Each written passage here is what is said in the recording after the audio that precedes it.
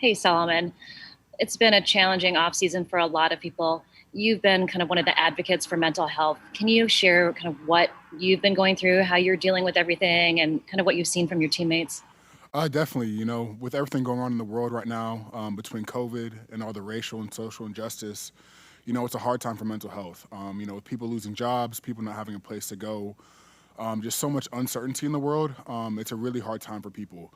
So just been trying to speak and trying to really put a huge focus on mental health right now, and just to show people that it's really such an important and special time to pour into yourself, and just care about yourself and love on yourself.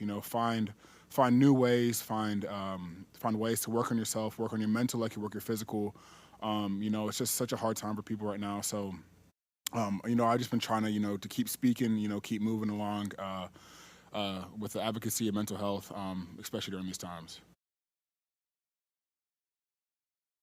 Solomon, I know you guys are cross-trained to play both nose and three technique, but for somebody like you who has spent a lot of time at defensive end and who isn't the biggest guy, what are the challenges of playing nose tackle for you? And also, second part, have you gained weight this off season? Yes, sir. I've gained some weight this offseason. But I mean, I prefer playing inside, so I like it. I like playing nose. I like playing three tech.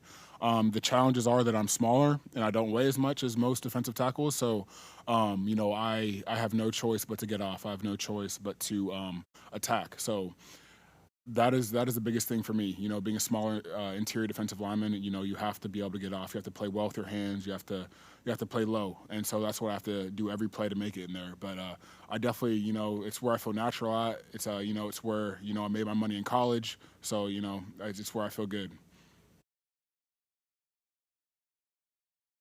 Hey Solomon, when you got a chance to go back and look at last year, how did you feel last season went for you? And how big do you view this season for you, just in terms of kind of establishing yourself and maybe a long-term future with this franchise? Last season was an incredible season. Just in general, for me, I thought I was going to be able to play more interior, but we had a lot of injuries, so I had to move around a lot, and I learned a lot about the game. We had an amazing crew. We had Nick, D, Eric, Defo. I learned so much from those guys. That starting four. So it was incredible to learn from them. To be able to win and lose so many close games. It was a great learning experience. I learned a lot from Coach Chris. Really got to feel my niche in his scheme. So I personally take it as a great year. I didn't get the stats and the productivity that I wanted, obviously, but I learned a lot, and it made me take that next step into becoming my own. And so this year is huge for me. Obviously it's a contract year, but that's not what is important to you. That's not what is in the back of my mind. I take it as a year, to truly to become into myself. I'm back inside. I'm back in the interior where I played in college. Where I got drafted for in college. So, I'm back in a spot where I can go wreak havoc. I can go play. So, it's a year for me to, just to go off and play. Just go have fun, go ball out. I got nothing to lose. I'm here to play for my teammates, play for those next to me, and go ball.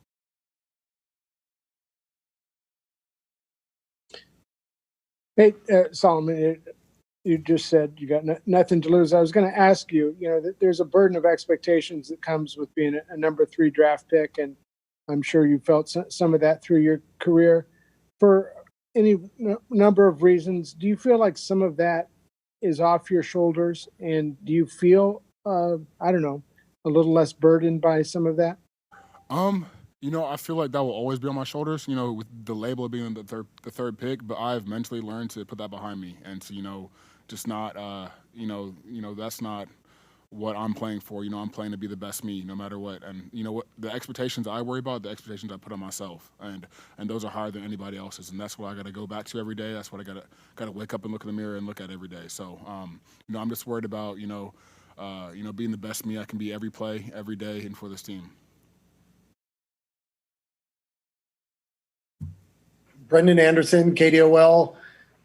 With the pandemic and the social justice movement, how has the team building process been this season? It's been hard. Not being able to be with each other during OTAs. It was tough to not be around each other. So coming back was such a blessing, and just felt amazing to be around the guys. But we've done some some great things. Our organization, JED, donated $1 million to social injustice in the area. That is absolutely incredible just to see our owner, take the first step to, try to address and fix a problem. But as a team, we've had guys step up talking about, exercising your voting rights, all the wrong that's going on in the world and what we need to work on. With COVID, talking about mental health, we have a lot of people out here doing amazing work. This locker room is filled with amazing, incredible guys, and it shows every day.